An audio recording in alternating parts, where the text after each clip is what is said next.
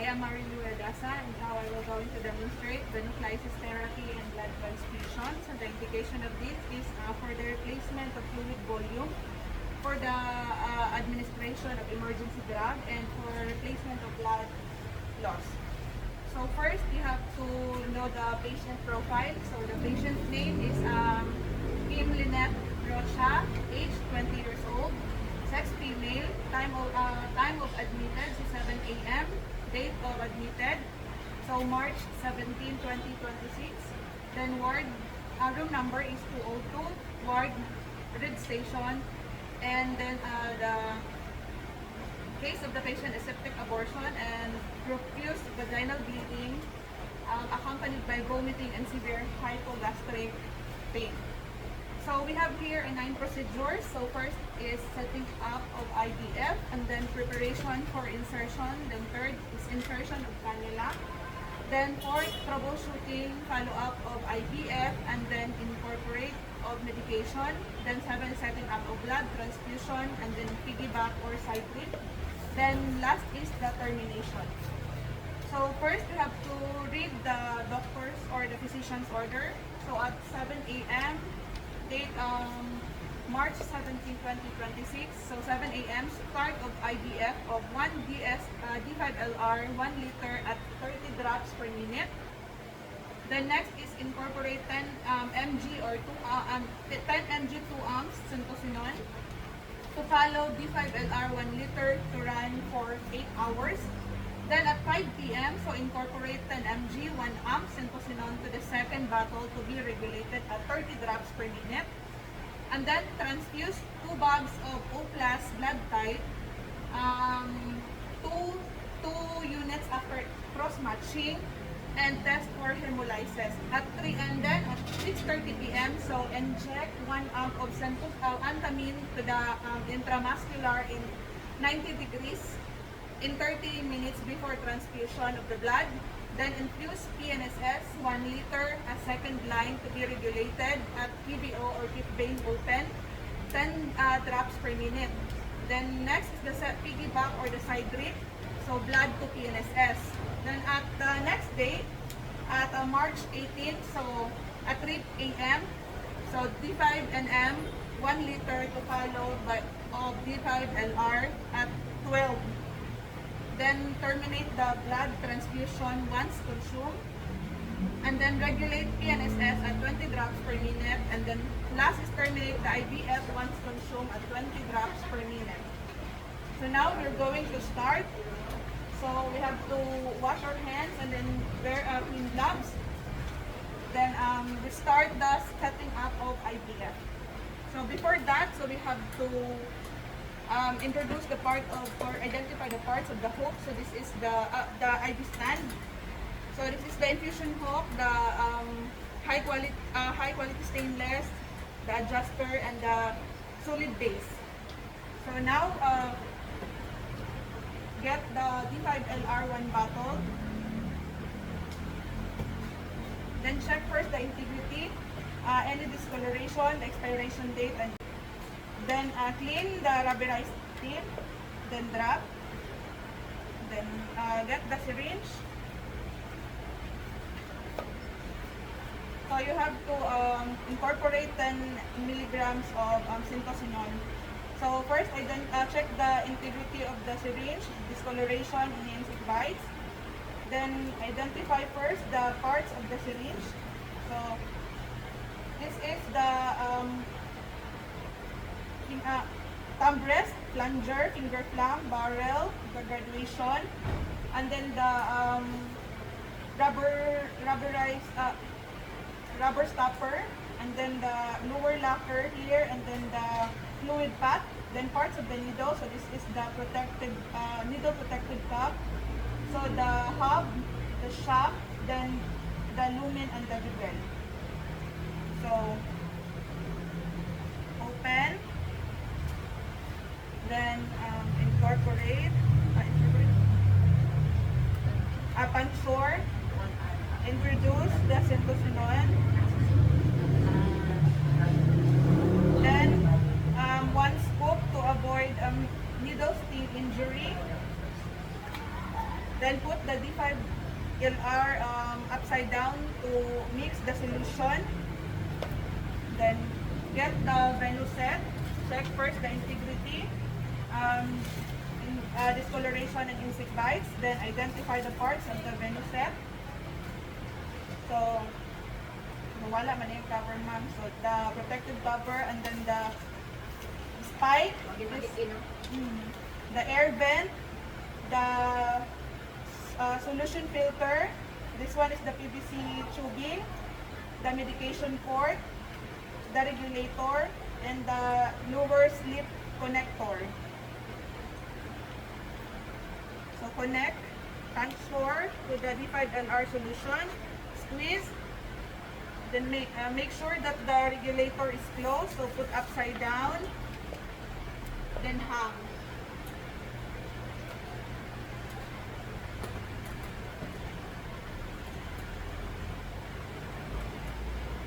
Then to remove the air bubble, so you have to prime at least 1 cc.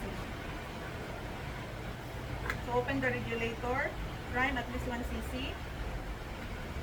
Then put back the cover.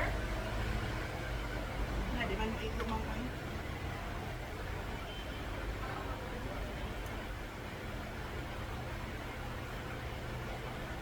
then hang it first. Then put a tag on the D5LR. So the date, the time, the name of the patient, the room number, the kind of solution you are regulated, and then this is the bottle number 1. So now we're going to preparation for insertion. So get the sterile water, check the integrity, the expiration date, the insect bites or discoloration. Then get the syringe.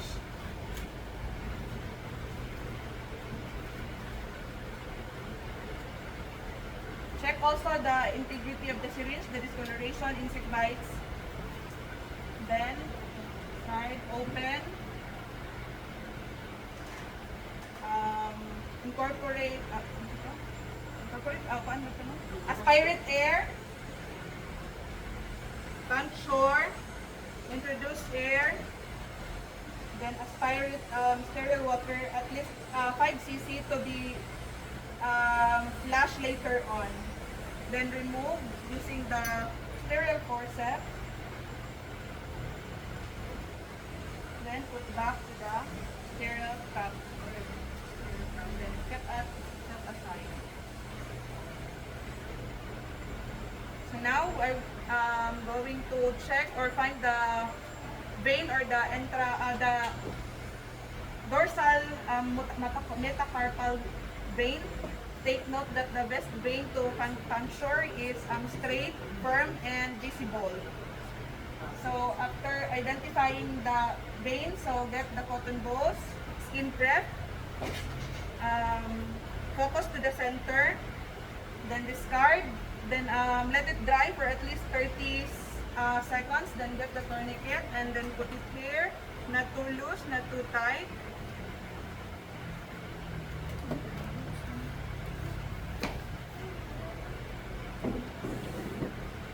Then use your non-dominant hand to hold the knuckle of the patient and then get the cannula to the eye. So check the integrity, the cannula number, and then identify first the cannula.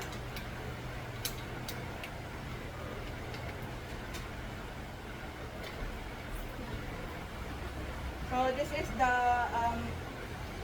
lever lock, and then this is the flashback chamber, the middle grid, and then the injection port cap, then the catheter hub and wings, the valve, and then the blushing, the protected needle, and then the catheter inside, and then the needle. Kasi si sa puro convey. So now, use your non-dominant hand to hold the knuckle of the patient, then open Yung camera. Oh, sorry. So instruct the patient, ma'am, make a fist and then hold the cannula. So ready for insertion. So position the cannula 30 to 35 degree angle and the needle must be facing you. Then puncture. Wait for the flashback.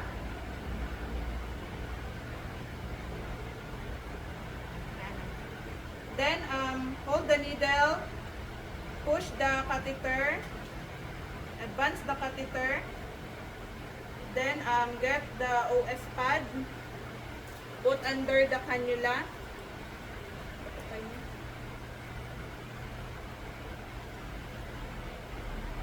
Then apply pressure to the upper vein and then remove the needle. May flashback mo. Oh, naa ma'am, nalo rin no. Flashback. So now we're going to use the we're going to flush. Do the flushing, 5 cc of sterile water. Remove the tourniquet pa diyan. So, insert. Ibalik na ni mo luwi. Ibalik pa na din. Then flash. Ana. Then observe any infiltration. If none, so remove. Then remove the I'll get the IVF, then connect.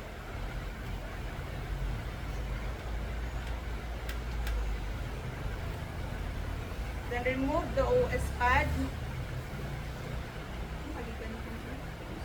Hindi ko salan.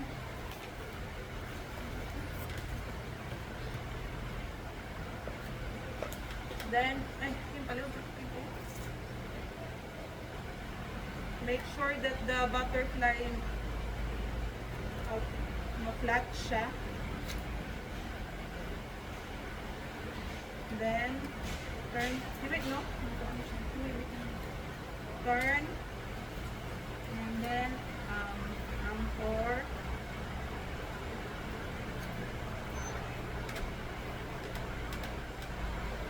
Then, support. Enforce.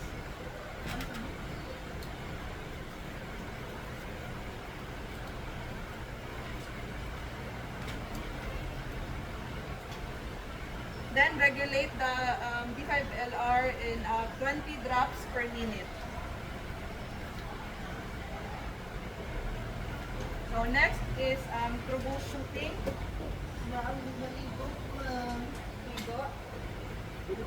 Next is troubleshooting. So presence of the air, so near the chamber. Check if there is a bubble. Then at the near the medication port, check. Then get clean the medication port using the cotton balls with alcohol.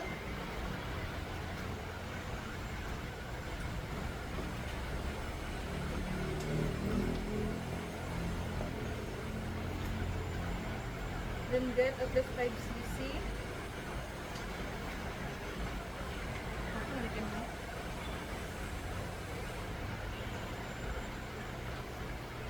Then kick. Open the inject. Open the regulator. Nana ma'am, bubbles na ma'am.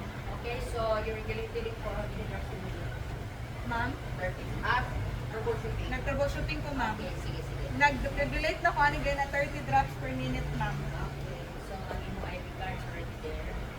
Oh, I did tag. Sige. So next is for the restless patient. So use the hand splint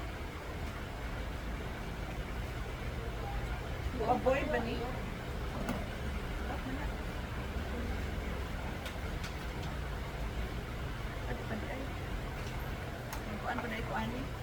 For the non-dripping IVF. So if puno na siya ma'am, so you have to change of syntocinon. Okay. Then regulate 20 drops per minute. That's the time na to regulate it Ah, to 20. okay. So get the syntocinon. Then open the cup. Then inject.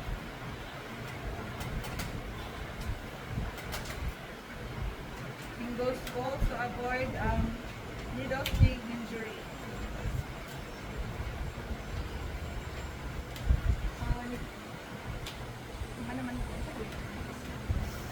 So next is incorporate naman ko, no? The blood is already arrived at the blood bank, so you have to check, hold gently the blood, and then make sure that the blood is covered with a warm cloth. Then check first the tag, the name of the patient, and then the result of the examination. Then put the blood bag at the flat surface. Serial number lang ha. Also check the serial number. Serial number. Okay, serial number. So now we're going to do the second line. Already five years. So check first the integrity of the PNSS. Before that, so 6:30. So before that, so 30 minutes before the blood transfusion, you have to inject 1 amp of antamine to the deltoid of the patient. So what's the action of antamine low? Ang antamine, ma'am, is for the kuan po siya, ma'am, kanang allergy, kanang Prevent allergy. So it belongs to the group of antihistamine. antihistamine. Grouping na siya. Kanang ginatake po mo. Kani siya, ginaana lang inject mo. Okay, so there's an oral administration. Ikaw, IM and dito. IM, intramuscular. So open the cup, then Asan mo siya i-inject? skin prep sa deltoid, ma'am. Deltoid muscle. Muscle. So Okay, pinch, okay. then position the needle 90-degree angle. Tapos aspirate for blood into my activity in the vessel. Tapos introduce the medication slowly. Remove. Then remove scope. So what's the usual injury or accident that can happen when you handle needles? Common injury. Sting injury, ma'am. Needle Needle sting injury. Needle stick injury. So next, get the PNSS.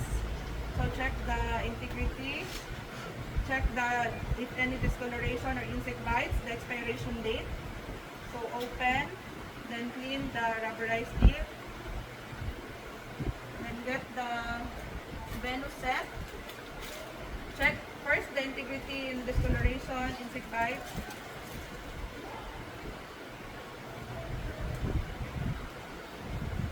Then open the protective cup. Puncture, squeeze. Then put upside down. Then hang. Then to remove the air bubble, so you have to prime at least 1 cc.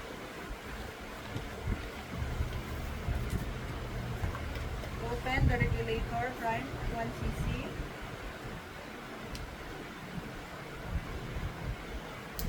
Then close. Put the cover. Then hang.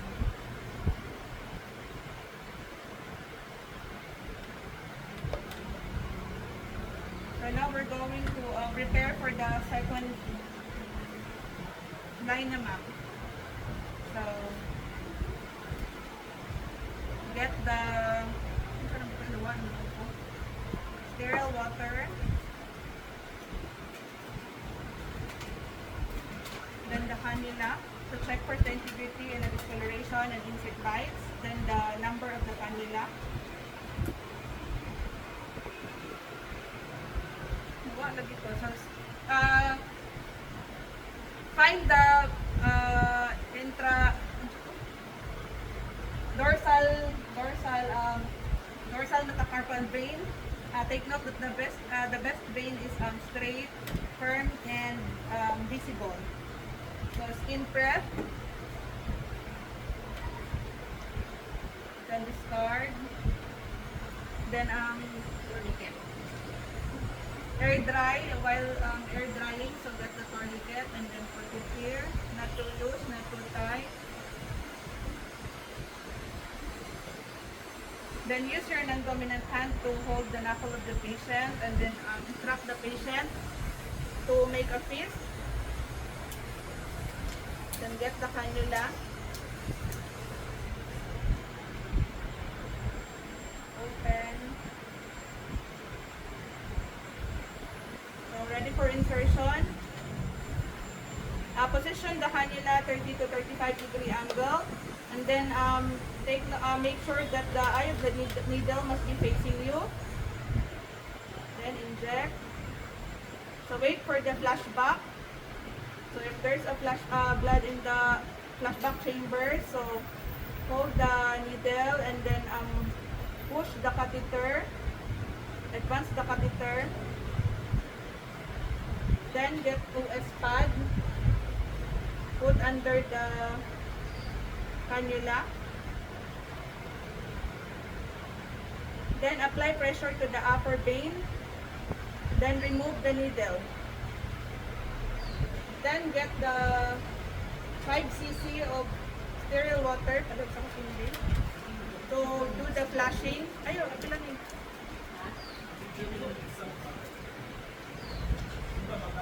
Insert. Lock. Then flush. So check if there is any infiltration. If there is no infiltration, so remove. Then get the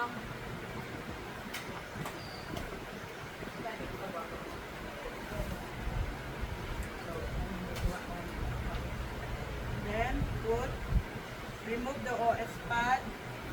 Then get the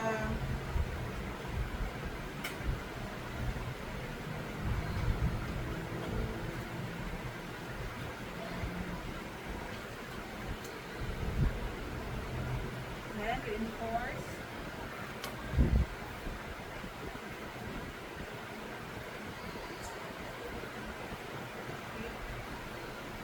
Done. So now use 1 liter of one. So we're ready for the piggyback na ma'am. Okay. Or side drip. So get the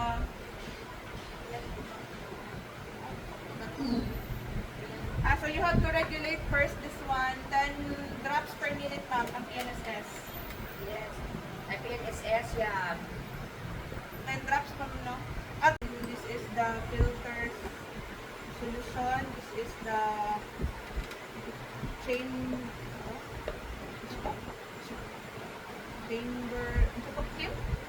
Ha? Drip. Black drip chamber. This is the PVC tubing, the regulator, then the lower slit connector.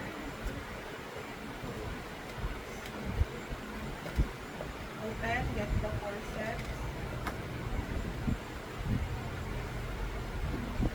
Then insert.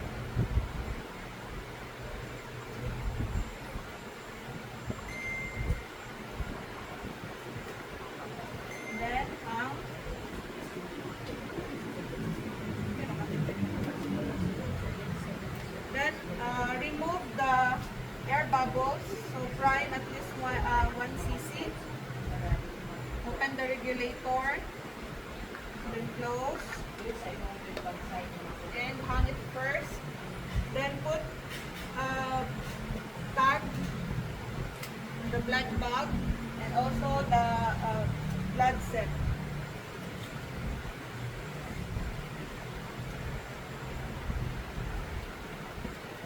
So regulate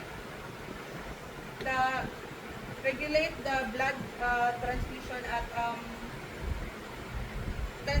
per minute while the PNSS is closed, and then observe first for first 30 minutes if there is no sign of nausea, and then headaches, diarrhea, fever, and skin rashes or skin allergy. If there is no sign of that in 30 minutes, so continue to regulate at 30 drops per minute for at least 4 hours, ma'am.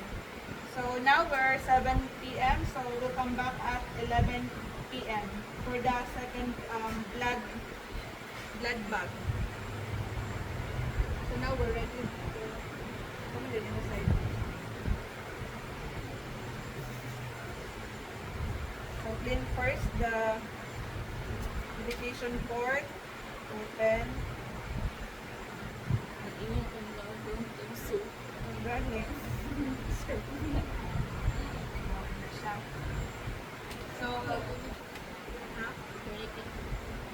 So now we're already 11 p.m.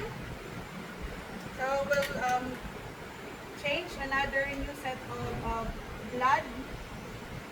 So remove the old blood bag and then change for the new one. So we will come back again for the blood termination tomorrow at 3 p.m. in the afternoon. 3 p.m. That's the termination of your Blood transfusion. last blood. Yes, ma'am. So the Nag-change naman po So the first blood was put at 7. 7 a.m. So Last nagbalik blood ta at 4 hours, 11. 11 a.m. 11 p.m.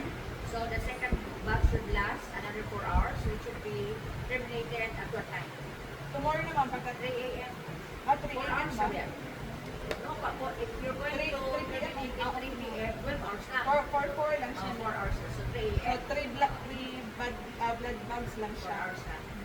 So there are only 2 bags requested by the physician. Oo. So the last bag should be terminated after 4 hours, which is 3 a.m. Okay, 3 a.m. So it's already 3 a.m. 3 a.m. Adili po. Sakto na, no? So it's already 3 a.m. So we're going to terminate the blood transfusion ma'am, the blood bag. So get the cotton balls with moisten, then remove the plaster. Make sure that you turn off the regulator.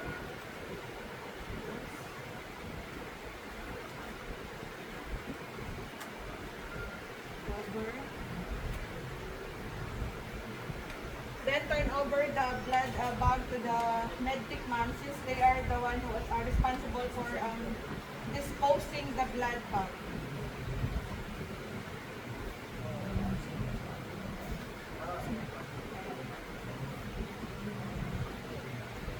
So sila ay mag-dispose ng blood bag ma'am. Okay, the medication will be the one. Yes, ma'am. So now, next, it's already 12 in midnight. So, na-consume na ang D5LR. So, we're going to change na po D5LM.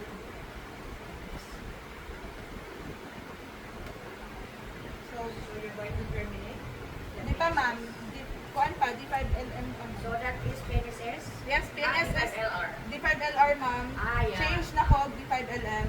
M. Normosol M. D5LM. So, regulate na ako siya 20 drops per minute na siya, ma'am. So, remove, anchors, squeeze, then hang. So, it will last 12 hours. So, 12 midnight, then 12 at the afternoon na po siya pagka next day ma-consume.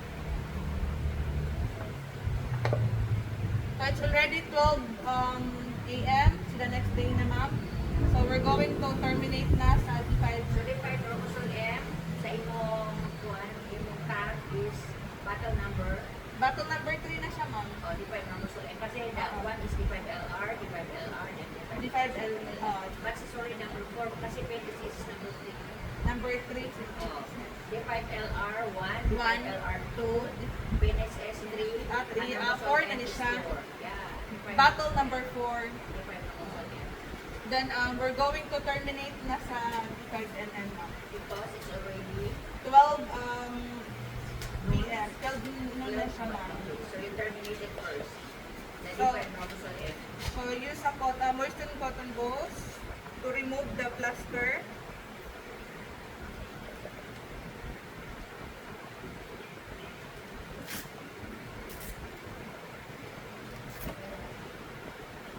Hindi ka na, may gunting na, dikilit.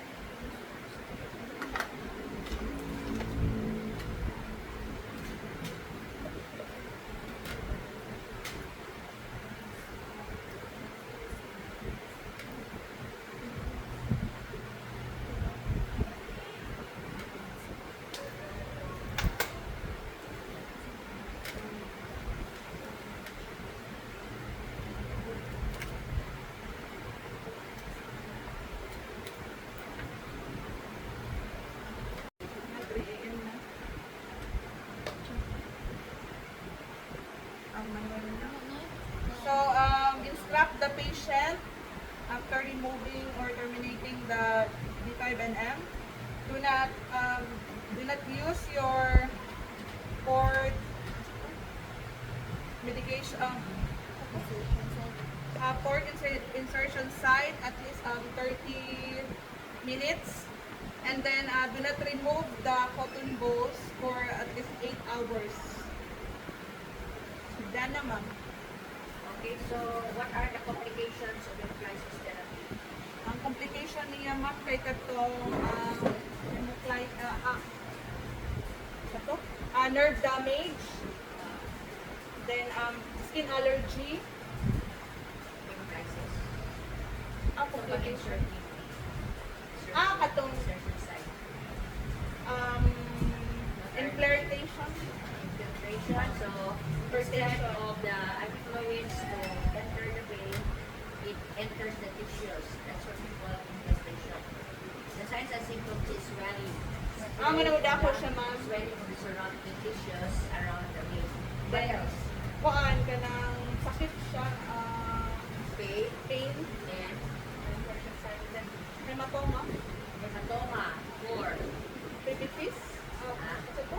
Revitis. Revitis Or inflammation of the vein. Ito sa pamangko. For example, you're going to introduce medication in the vein. Instead of Nerve damage, ma'am. yeah, nerve damage, ang isa ang kampal sunod sa ugat. Infection. Extravasation. Extravasation. Yeah, ang antibiotic na i-introduce niya, wala naman dahil sa ugat. Ang tambal niya at surrounding tissues. Ang danger ana, kay antibiotic isura ba, kasi magkaroon ng necrosis sa surrounding tissues. Ito ba? Ito ang surrounding tissues. Yun ang danger. Of course, systemic circulation, mo na to, thrombophlebitis, clotting of the blood vessel, the lower extremity, it's large na, bago sa circulatory system. Okay, the blood transfusion. Anything more? Of course, when you handle blood, kita ikaw mo sa dugo.